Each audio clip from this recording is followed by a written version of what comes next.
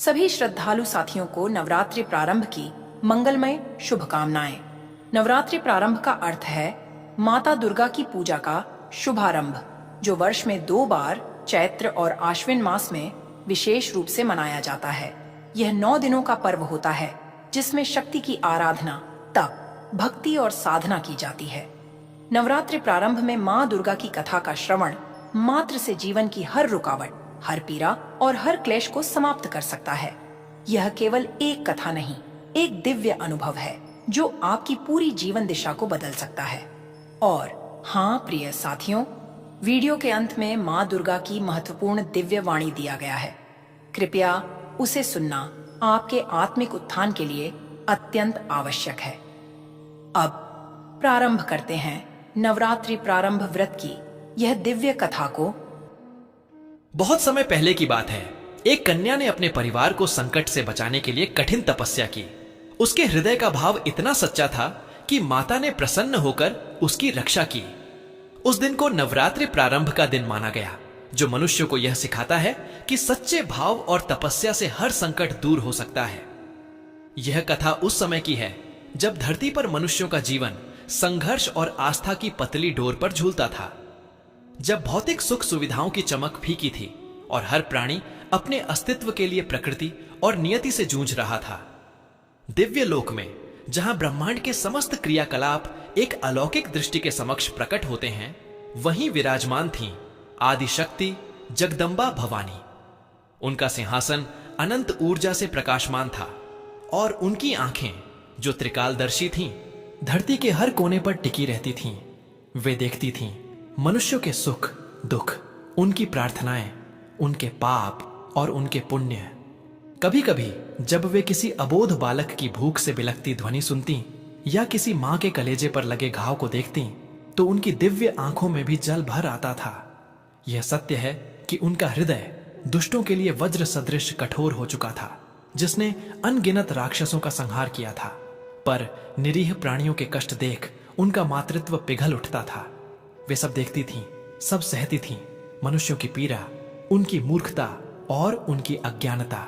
उनका दिल कठोर हो चुका था, कठोर इन अर्थों में कि उन्हें नियमबद्ध ब्रह्मांड के कर्मचक्र को चलने देना पड़ता था, जिससे वे सीधे हस्तक्षेप नहीं कर पाती थीं, जब तक कि कोई सच्चा भाव उन्हें विवश न करे। इसी असहनीय पीड़ा को माता दुर्गा सहायता था, एक अलौकिक मौन में जो केवल एक माँ ही समझ सकती है। धरती पर एक छोटे से गांव में, जिसका नाम शांतिवन था, एक परिवार रहता था। नाम था उनका हरिप्रसाद, उनकी धर्मपत्नी शांता और उनकी इकलौती पुत्री अनाम्या। अनाम्या, जैसा कि उसका नाम था, साधारण नहीं थी। उसकी आंखों में एक ऐसी पवित्रता थी जो किसी भी हृदय को छू सकती थी। वह अपने माता पिता की आंखों का तारा थी, एक मासूम और निश्चल आत्मा। लेकिन शांतिवन पर संकट के बादल मंडरा रहे थे। कई वर्षों से वर्षा नहीं हुई थी, खेत सूख गए थे, कुएं खाली हो गए थे और पशुधन मरने लगे थे। अकाल का साया गहराता जा रहा था और उसके साथ ही एक अज्ञात बीमारी ने गांव को अपनी चपेट में ले लिया था। हर घर में मातम छाया था। हरिप्रसाद और शांता का घर भी अछूता नहीं था। उनके खेत बंजर हो चुके थे और उनकी छोटी सी झोंपड़ी में फाके पड़ने लगे थे। अनामिया की आंखों ने पहली बार अपने पिता को रात भर चिंता में डूबे देखा था और अपनी मां को अंधेरे में आंसू बहाते हुए सुना था। मां, आज भी भूख लगी है, अनामिया का छोटा भाई 5 साल का गोपाल दुर्बल स्वर में कहता। शांता उसे अपने सीने से लगा लेती, उसके सूखे गालों पर चुंबन करती और उसकी अपनी आंखों से आंसू छलक पड़ते। बस थोड़ा सब्र कर मेरे लाल, मैं कुछ ढूंढती हूं। लेकिन वह जानती थी कि उसके पास कुछ नहीं था। हरिप्रसाद बाहर गांव वालों के साथ किसी समाधान की तलाश में भटकते रहते, पर हर तरफ निराशा ही निराशा थी। अनाम्या, जो अभी मात्र 14 वर्ष की थी, इन सब कष्टों को भीतर ही भीतर सह रही थी। उसके कोमल हृदय में अपार कष्ट था, इतना अपार कि वह किसी को बयां नहीं कर सकती थी। उसे अपने माता पिता की दुखती आंखें, गोपाल की सूखी मुस्कान और गांव के बच्चों का भूख से मुरझाया चेहरा अंदर ही अंदर चीर रहा था। वह रात में जागती रहती, अपनी मां के अंधेरे में सिसकने की आवाज सुनती और उसका अपना गला घुटने लगता। क्यों हो रहा है यह सब? क्या ईश्वर नहीं सुनता हमारी पुकार? ये प्रश्न उसके बालमन को मथते रहते। उसका हृदय दया से भरा था। वह अपने परिवार के लिए कुछ भी कर सकती थी। लेकिन क्या? एक दिन उसने अपने पिता को यह कहते सुना, अब कोई उम्मीद नहीं बची शांता, गांव के वैद्य भी हार मान चुके हैं, हम सब बस मृत्यु की प्रतीक्षा कर रहे हैं। इन शब्दों ने अनामिया के अंदर कुछ तोड़ दिया। नहीं, उसके मन ने चीखा, ऐसा नहीं हो सकता। वह अपने परिवार को ऐसे हारते हुए नहीं देख सकती थी। रात के गहन अंधकार में जब पूरा गांव सो रहा था, अनामिया अपनी झोंपड़ी से बाहर निकली। चंद्रमा की क्षीण रोशनी में उसने अपने माता पिता के शांत चेहरे देखे, जिनमें अब केवल थकान और निराशा थी। गोपाल अपने छोटे से बिस्तर पर सिकुड़ा हुआ सो रहा था। उसका पेट भूख से चिपका हुआ था। अनामिया के हृदय में अपार कष्ट का ज्वार उमड़ पड़ा। उसकी आंखों से अविरल आंसुओं की धारा बह निकली। मैं इन्हें ऐसे नहीं छोड़ सकती, मैं कुछ करूंगी। उसे याद आया, उसकी दादी अक्सर उसे देवताओं की कहानियां सुनाया करती थीं।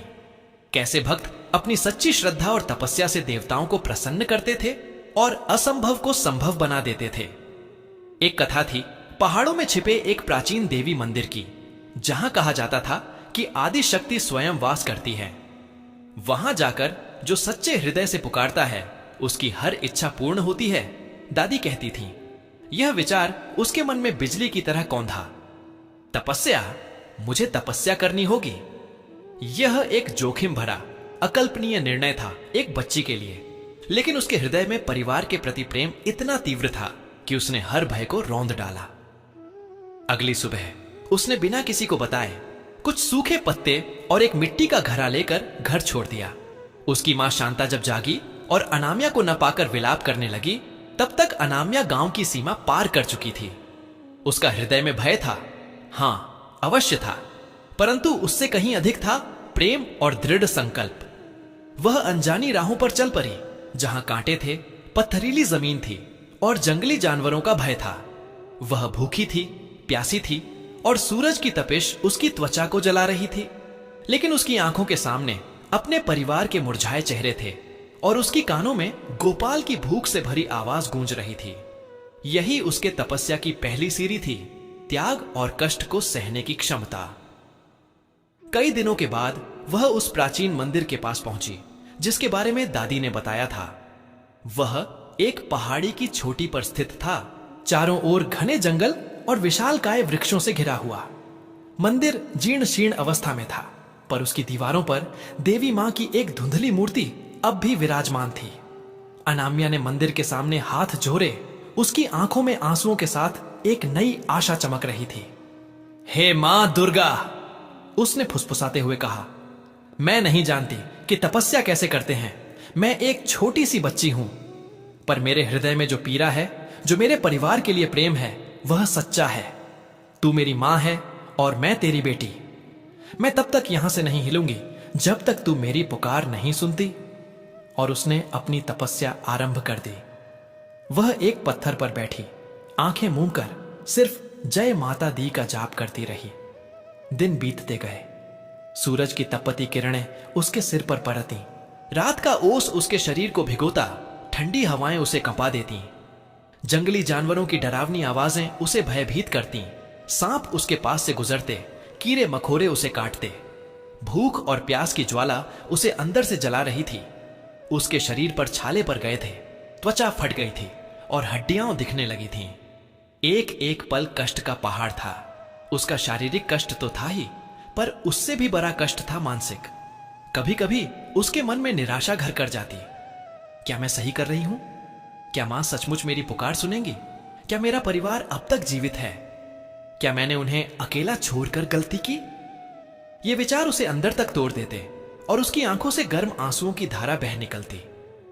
इन क्षणों में वह अपनी आंखें खोलती और धुंधली पड़ चुकी देवी की मूर्ति को देखती। उसे लगता जैसे मां की आंखों में भी एक अथाह पीड़ा है जो उसे देख रही है। वह अपने आंसुओं को पोंछती और फिर से अपनी आंखें बंद कर लेती। नहीं, मुझे हार नहीं माननी। मेरे परिवार को मेरी जरूरत है। दिव्य लोक में माता दुर्गा सब देख रही थीं। अनामिया की हर सांस, उसकी हर पीड़ा, उसके हृदय का हर स्पंदन। माता के कठोर हृदय में भी इस बच्ची के लिए असीम दया उमड़ रही थी। जब अनामिया भूख से तड़पती, माता के अधरों पर एक अदृश्य कंपन होता। जब प्यास से उसका कंठ सूखता, माता की आंखों में पानी आ जाता। वे अपनी दिव्य शक्ति से उसे कभी कभी सांत्वना देती। एक ठंडी हवा का झोंका, एक जंगली फल जिसे कोई जानवर वहीं गिरा देता, या एक पल के लिए बादलों का सूरज को ढक लेना। लेकिन वे तपस्या के नियमों को तोड़ने में असमर्थ थीं। उन्हें देखना था कि अनामिया का संकल्प कितना दृढ़ है, उसका सच्चा भाव कितना गहरा है। कई सप्ताह बीत गए। अनामिया का शरीर अब केवल हड्डियों का ढांचा मात्र रह गया था। उसकी आवाज क्षीण हो चुकी थी, लेकिन उसके मन का संकल्प और भी दृढ़ हो गया था। अब उसके पास सोचने की भी शक्ति नहीं बची थी। वह बस एक यंत्रवत जय माता दी का जाप करती रहती और उसकी आंखों के सामने उसके परिवार के चेहरे घूमते रहते। वह लगभग बेहोशी की हालत में थी जब एक रात भयंकर तूफान आया। बिजली करक रही थी, मूसलाधार वर्षा हो रही थी और तेज हवाओं से पैर झर से उखड़ रहे थे। अनामिया उस पत्थर पर निढाल पड़ी थी। उसका शरीर ठंडी बारिश में कांप रहा था। उसे लगा यह उसकी अंतिम रात है। क्षमा करना मां, मैं हार गई। क्षमा करना मां, पिताजी, मां, गोपाल। उसके मन की अंतिम पुकार निकली। उसकी सांसें धीमी पड़ने लगी थीं और उसकी आंखें बंद होने लगी थीं। ठीक उसी पल दिव्य लोक में माता दुर्गा का धैर्य जवाब दे गया। उन्होंने देखा अनामिया का शरीर अब और नहीं सह पाएगा। उसकी तपस्या पूर्ण हो चुकी थी। उसका सच्चा भाव ब्रह्मांड को हिला चुका था। माता की आंखों से अब करुणा की अविरल धारा बह निकली और उनका कठोर हृदय, जो ब्रह्मांड की नियति के नियमों से बंधा था, उस बच्ची के प्रेम के सामने पिघल गया। एक पल के लिए तूफान थम गया। मंदिर के ऊपर से एक अलौकिक स्वर्णिम प्रकाश पुंज धरती पर उतरा। अनामिया ने अपनी क्षीण होती दृष्टि से देखा। उसके सामने वही धुंधली मूर्ति अब जीवंत हो उठी थी। देवी मां अपने पूर्ण स्वरूप में प्रकट हुई। उनके 8 भुजाओं में शस्त्र सुशोभित थे। उनका मुखमंडल दिव्य प्रकाश से जगमगा रहा था, पर उनकी आंखों में अनामिया के लिए असीम वात्सल्य और करुणा थी। अनामिया की आंखों से आंसू बह निकले। ये दुख के नहीं, बल्कि कृतज्ञता और प्रेम के आंसू थे। मेरी बच्ची अनामिया। देवी मां की आवाज मेघ गर्जना जितनी शक्तिशाली, किंतु मां की लोरी जितनी मधुर गूंज उठी। तेरा सच्चा भाव और तेरी कठिन तपस्या ने ब्रह्मांड के हर नियम को झुका दिया है। तूने अपने परिवार के लिए जो कष्ट सहे हैं, वह किसी भी तपस्वी के लिए प्रेरणा है। तेरे हृदय का प्रेम और त्याग अद्वितीय है। मैं तेरी तपस्या से अत्यंत प्रसन्न हूं। अनामिया ने कुछ कहने की कोशिश की, पर उसकी आवाज नहीं निकली। उसने बस हाथ जोड़ दिए। माता मुस्कुराई। उठ मेरी पुत्री, तेरी तपस्या सफल हुई। आज से तेरे गांव में वर्षा होगी, रोग दूर होंगे और सभी संकट समाप्त हो जाएंगे। तेरा परिवार सुरक्षित है और अब कभी दुख के साए तले नहीं रहेगा। एक दिव्य ऊर्जा ने अनामिया के शरीर में प्रवेश किया। क्षण भर में उसके सारे घाव भर गए। उसका शरीर स्वस्थ और पुष्ट हो गया और उसकी आंखों में नई चमक आ गई। वह उठ खड़ी हुई और देवी मां के चरणों में गिर पड़ी। हे मां, यह सब आपकी कृपा है, उसने रुंधे गले से कहा। माता ने उसे उठाया। यह तेरी तपस्या का फल है पुत्री। आज से मनुष्य को यह याद दिलाने के लिए कि सच्चे भाव और तपस्या से हर संकट दूर हो सकता है, इस दिन को नवरात्रि के प्रथम दिन के रूप में जाना जाएगा। 9 दिनों तक जो भी सच्चे हृदय से मेरी आराधना करेगा, उसे अनामिया की तपस्या का स्मरण होगा और मैं उसकी रक्षा करूंगी। माता दुर्गा ने आगे कहा। उनकी आवाज में चेतावनी और शिक्षा दोनों का मिश्रण था। मनुष्यों को यह समझना होगा कि केवल कर्मकांड या दिखावा पर्याप्त नहीं है। मुझे भौतिक चरावे नहीं, बल्कि हृदय का सच्चा भाव चाहिए।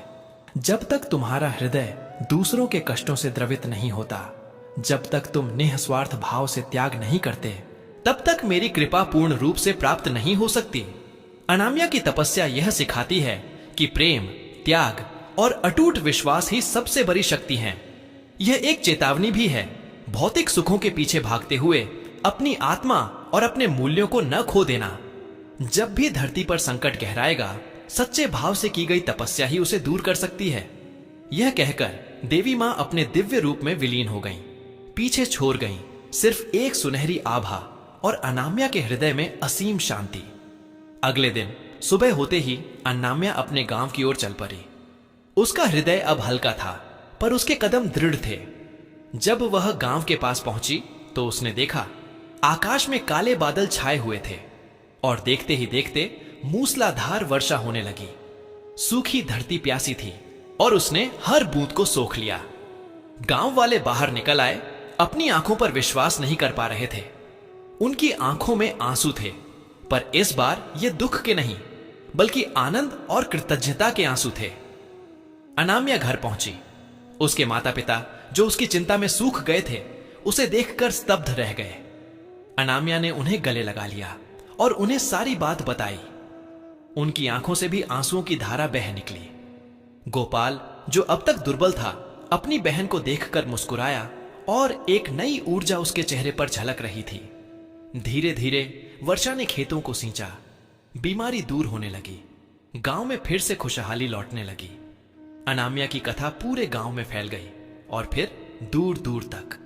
लोगों ने समझा कि कैसे एक छोटी सी बच्ची अपने सच्चे भाव और कठिन तपस्या से अपने परिवार और पूरे गांव को बचा सकती है। और तब से हर वर्ष जिस दिन अनाम्या ने अपनी तपस्या आरंभ की थी, वह दिन नवरात्रि का प्रथम दिन माना जाने लगा। 9 दिनों तक लोग देवी मां की आराधना करते हैं, अनाम्या की तपस्या का स्मरण करते हैं और अपने हृदय में सच्चे भाव और निष्ठा को जगाने का प्रयास करते हैं। यह मनुष्य को सिखाता है कि चाहे कितने भी बड़े संकट क्यों ना आ जाएं, सच्चा भाव, अटूट विश्वास और निस्वार्थ तपस्या हर कष्ट को दूर कर सकती है। दिव्य लोक में माता दुर्गा अब भी धरती पर दृष्टि रखती हैं। जब वे देखती हैं कि कोई भक्त सच्चे हृदय से उनकी आराधना कर रहा है, जब वे देखती हैं कि कोई अनाम्या की तरह निस्वार्थ प्रेम से ओतप्रोत है, तो उनके होठों पर एक संतोषमयी मुस्कान आ जाती है। उनकी आंखों में अब भी जल भर आता है, पर ये आंसू अब केवल करुणा के नहीं बल्कि आशा के भी होते हैं। आशा के मनुष्य कभी भी सच्चे भाव की शक्ति को नहीं भूलेगा और अनाम्या की तपस्या की यह प्रेरणा युगों युगों तक एक प्रकाश पुंज बनकर जगमगाती रहेगी। यह कथा हर हृदय में यह विश्वास जगाती है कि मां की करुणा प्राप्त करने के लिए भौतिकता नहीं बल्कि हृदय की पवित्रता ही सर्वोपरि है। और यही सबसे बड़ा सत्य है जो हर युग में मनुष्य को साहस और प्रेरणा देता रहेगा। मित्रों, इस वीडियो में नवरात्रि प्रारंभ की पावन व्रत कथा यहीं पर समापन होती है। अब आइए मां दुर्गा की करुणामयी संदेश को सुनते हैं। नवरात्रि प्रारंभ की कथा से जनित करुणा, चेतावनी और आशा की पुकार अवश्य सुने। हे मेरे सूर्य के भांति पुत्र, ओ मेरे प्रकाश संतान, सुनो मेरी पुकार। मैं दुर्गा मां हूं, तुम्हारी जननी, तुम्हारी रक्षक, तुम्हारी चेतावनी भी। मैं मां दुर्गा हूं, जगत जननी। हे इस धरती पर जन्म लेने वाले नन्हे जीवों, तुम सब मेरी संतान हो। मैं वही हूं, तुम्हारी मां, तुम्हारी रक्षा करने वाली, तुम्हारे सुख दुख की साक्षी। मैं वही दुर्गा हूं, अंधकार का संहार करने वाली, पर करुणा से भरी हुई भी। तुम सोचते हो कि मैं केवल युद्ध भूमि में प्रकट होती हूं, राक्षसों का वध करने, दैत्यों का नाश करने। पर यह भी सत्य है कि मैं हर उस जगह उपस्थित हूं जहां कोई बालक भूख से बिलखता है, जहां कोई मां आंसुओं में डूब जाती है, जहां कोई पिता निराश होकर आकाश की ओर देखता है। मेरे हृदय में सबसे पहले वही पीड़ा उतरती है। हां मानव, मैं देखती हूं तुम्हारा हर कष्ट, तुम्हारा हर आंसू। मैं जानती हूं जब तुम अंधकार में डूबते हो तो तुम्हें लगता है कि मां ने तुम्हें छोड़ दिया। तुम्हें लगता है कि प्रार्थनाएं अनसुनी हो गईं। पर सुनो, तुम्हारा हर आंसू, तुम्हारी हर पुकार मेरी आत्मा तक पहुंचती है। हे मानव, तुम्हारी पीड़ा देखकर मेरा हृदय भी रो पड़ता है।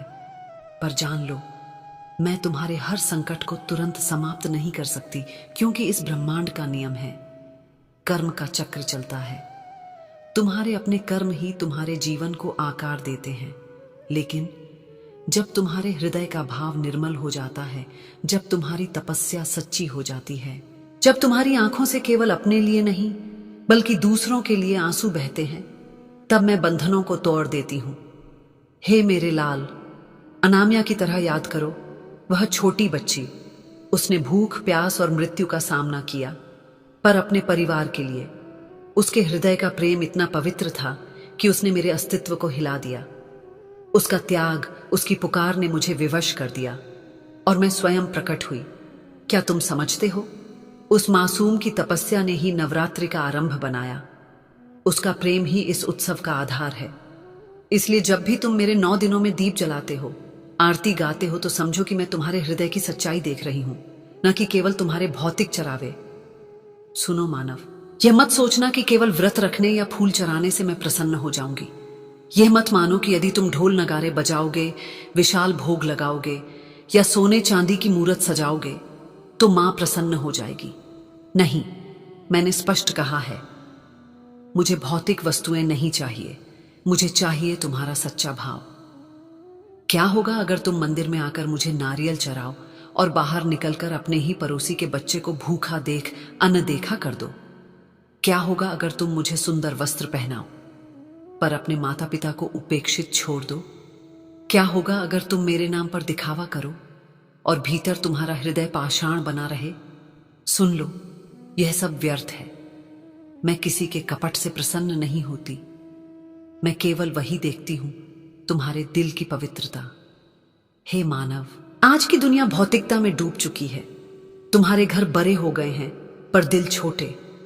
तुम्हारी मेज पर पकवान सजते हैं पर भूखे का हिस्सा नहीं निकलता। तुम्हारी आवाज में मंत्र हैं पर कर्म में पाखंड है।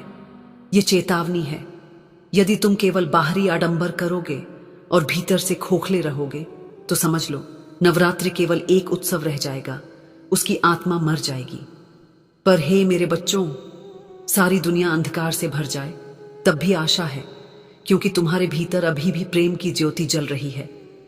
अनाम्या ने दिखा दिया कि कोई भी, चाहे वह बच्चा ही क्यों ना हो, यदि हृदय शुद्ध हो तो मां को झुका सकता है।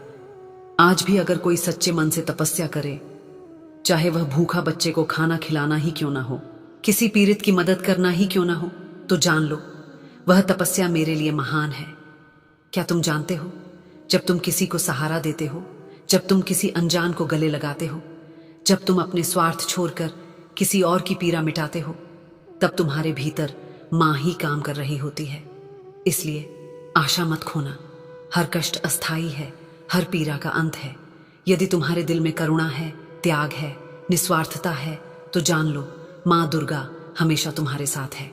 हे मानव, हे मेरी संतान, कभी यह मत सोचना कि तुम अकेले हो। कभी यह मत मानना कि तुम्हारी पुकार व्यर्थ है। मैं सदा सुन रही हूं तुम्हारे रुदन को, तुम्हारी हंसी को, तुम्हारी थकान को। जब तुम्हारा दिल टूटता है तो मेरा भी टूटता है। जब तुम्हारा बच्चा भूख से रोता है तो मेरी छाती भी छलनी होती है। जब कोई स्त्री अपने आंगन में बेटे की मृत्यु पर विलाप करती है तो मेरी आंखें भी बरस जाती हैं। पर जब मैं देखती हूं कोई मां अपने बच्चे को गले लगाकर उसे उम्मीद देती है, कोई पिता अपने आंसू छुपाकर अपने परिवार को हिम्मत देता है, कोई बालक भूखा रहकर भी अपने छोटे भाई को रोटी दे देता है, तब मेरा हृदय गर्व से भर जाता है। हां मानव, यही है सच्ची पूजा, यही है सच्चा नवरात्रि। हे मानव, सनातन धर्म यही सिखाता है। सत्य, करुणा और त्याग ही सबसे बड़ा तप है। नवरात्रि केवल 9 दिन का उत्सव नहीं, यह तुम्हारे जीवन का प्रतीक है। 9 दिन का अर्थ है अंधकार से प्रकाश की यात्रा। नवरात्रि का अर्थ है अपने भीतर के राक्षसों का वध करना। नवरात्रि का अर्थ है अपने भीतर की करुणा को जागृत करना। यदि तुम यह समझ गए तो जीवन में कभी हारोगे नहीं। यदि तुम भूल गए तो तुम्हारा अस्तित्व केवल शरीर तक सीमित रह जाएगा। इसलिए उठो, जागो, अपने हृदय में प्रेम जगाओ, अपने कर्मों में सच्चाई लाओ, अपने रिश्तों में निष्ठा भरो। मैं सदा तुम्हारे साथ हूं जब तक तुम्हारा भाव निर्मल है। आओ मेरे लाल, मेरा आंचल तुम्हारे लिए हमेशा खुला है। आओ, रो लो मेरे कंधे पर। थक जाओ तो मेरे चरणों में विश्राम कर लो। पर याद रखना, दुनिया में चलते समय कभी भी किसी और की पीड़ा को अनदेखा मत करना, क्योंकि वही असली तपस्या है। हे मानव, नवरात्रि का यह प्रथम दिन सदा तुम्हें स्मरण कराता रहेगा कि एक छोटी बच्ची अनामिया ने अपने परिवार के लिए सब कुछ सह लिया और मां ने स्वयं आकर उसके आंसू पोंछ दिए। आज से हर युग में मैं उसी पुकार की प्रतीक्षा करती रहूंगी। जो सच्चे दिल से उठे। मित्रों, इस वीडियो में नवरात्रि प्रारंभ की पावन व्रत कथा और दिव्य वाणी यहीं पर समापन होती है। हम कामना करते हैं कि मां दुर्गा की कृपा बनी रहे, आपके जीवन में सदैव सुख, शांति, समृद्धि हो और सकारात्मक ऊर्जा का संचार होता रहे। यह विशेष दिन न केवल भक्ति भाव से भर देता है, बल्कि हमारे जीवन में एकता, प्रेम और आस्था का संदेश भी लेकर आता है। नवरात्रि प्रारंभ की कथा को सुनने के लिए हृदय से धन्यवाद। कृपया अपने विचार और अनुभव कमेंट्स में अवश्य साझा करें और जय मां दुर्गा लिखना न भूलें। आपके द्वारा किए गए कमेंट्स न केवल आपको प्रेरित करेंगे, बल्कि अन्य दर्शकों के लिए भी भक्ति और श्रद्धा का स्रोत बनेंगे। जय मां दुर्गा।